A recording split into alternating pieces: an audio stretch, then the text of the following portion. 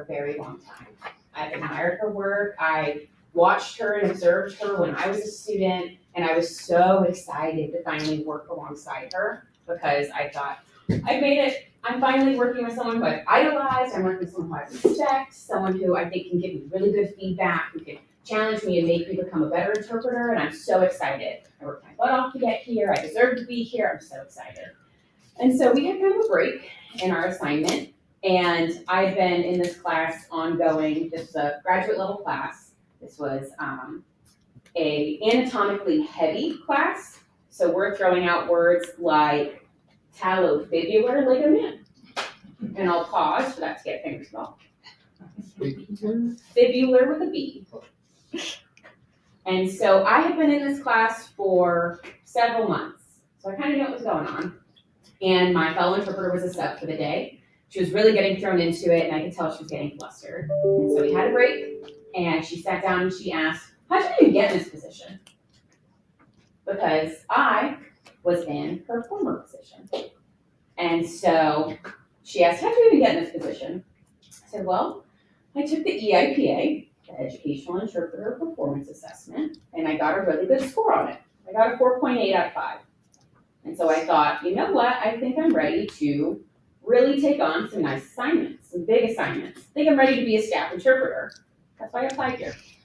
And her response was, "Well, you must have taken the new one because there's no way you would have gotten that score if you took the one I took." And I said, "Maybe not. That's fair. But I don't know. I don't know which one I took. I can't tell you that." And she said, "Well, I've got a mentee who's actually working with the people who designed the EIPA. What month did you take it?" So I'm going to reach out, I'm going to ask. I'm going to see when they rolled that new test out. And so my response was, "This seems like it matters a lot to you. I'm going to go ahead and use the bathroom, and maybe we'll be back to class by the time I get back. Because I don't care which one I took. I got a really cool score. I'm not a 4.8 every day. I'm a 3 sometimes. I'm a 5 sometimes, which is really fun. But I am not a 4.8 every day. It is a test that I took once. It is not a testament to my skill in every class, in every situation, every single day when I'm interpreting. There's some days you guys are going to feel like a 5. There's some days you're going to leave an assignment feeling like a 1. Like you don't even know sign language anymore. I felt that before. Anyways, it was not that important to me. It was really important to her. There's other times where I've totally just taken it. You know, someone approaches me not very kindly, and I just kind of nod. All right. And then I go to therapy because I pay professionals to help me with this stuff too. So, are there any other questions? All right. Moving right along. If anyone else wants to start their video and interpret some more, or I need to pause myself. Keep going. No, this is. Yeah. I'm really enjoying seeing what you guys do with some of this stuff. So that leads me to one of my favorite writers. So I also pay her not as a therapist, but in the way that I purchase her books. So I'm a big fan of Brene Brown, spelled B-R-E-N-E, brown like the color, and I'm a big fan of her writing. I think she teaches us how to be better humans. Her motto is "Be awkward, brave, and kind," and I love to be all those things.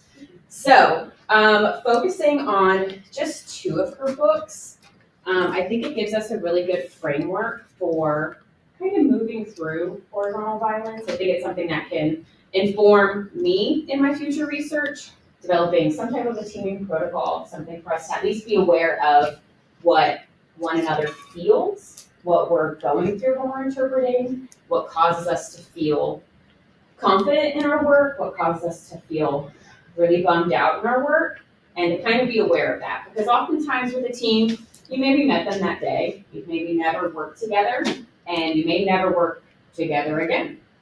There's chances that maybe you work ongoing with that person, and that might be the instance where you have a really good relationship with them. You can read each other's mind, you're feeding them before they even know they need to feed you because you know they're going to need it. And then there's other people who you could straight up tell them, "What did they just say?" And your team's going to say, "I thought you were the non-interpreter." We both been in both those places, maybe. Anyways, so these 2 books, the first one that I want to talk about is the gifts of imperfection. I'm hearing some sounds from right here, who maybe has read Brene Brown before. And so in the gifts of imperfection, and actually backing up just a second to talk about Brene Brown, she's a social worker and she's an emotions researcher.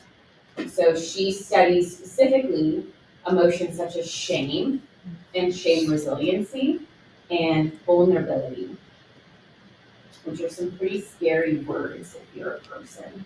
So she talks about the gifts of imperfection and what it means to be a human, what it means to be imperfect.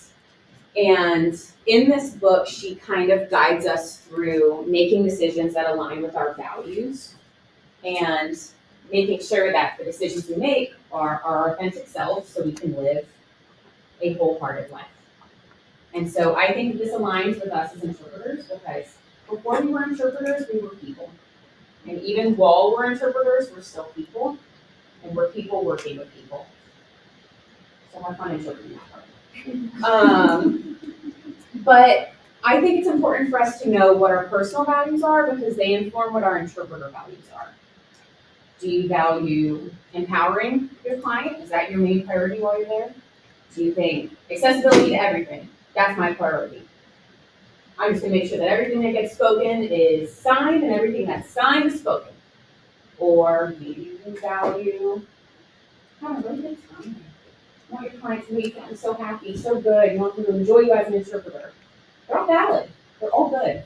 There's no balance here, no assigning a positive or negative emotion to anything. So within this book, she talks about our values and she kind of provides us with guideposts.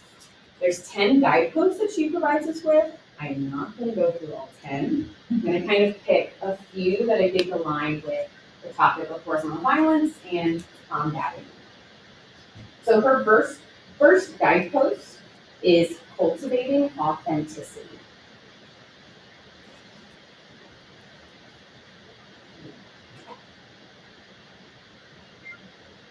Cultivating authenticity, meaning letting go of what people think. So, to me, what this means as an interpreter, and you can assign your own understanding of this as you would like, but to me, what that means as an interpreter is asking what you need. Knowing when you're going to need help, not being afraid to accept help, and offering help without judgment, just as you would expect to receive help without judgment. Because if I'm offering you help, but I'm already judging you, saying, "You didn't know the sign for banana. What an idiot. Here you go, banana." And then the next moment you're like, "What's the sign for melon again? Is it the same as watermelon? Is it pumpkin? What's the sign for melon?" And you're gonna expect someone to feed you that sign without judgment. Because we're all human. And I've forgotten words in my first language. So I'm damn sure gonna forget words in my second language. Guidepost 2, cultivating self-compassion. This goes hand in hand with our guidepost 1. It's letting go of perfectionism. Is an interpretation ever perfect? Is your head shaking? I hear no. An interpretation is never perfect. Are 2 interpretations ever going to be the same? If you play this video back of me speaking, is it going to look exactly the same as you're doing it right now? No. 2 interpretations will never be the same. Your interpretation will never be perfect. Interpreting is not perfect. So this guidepost reminds us to interpret as you are, interpret to the best of your ability, and always assume kindly that your team is doing the same thing. So this is a Brene Brown phrase here, but she says perfectionism can lead to shame, to blame, and to judgment. Because if we're not perfect, and I want people to think of me as perfect, it's pretty easy to feel shameful about that. To not just think, "Oh my gosh, my work was so bad today." Let's think, "I was bad today.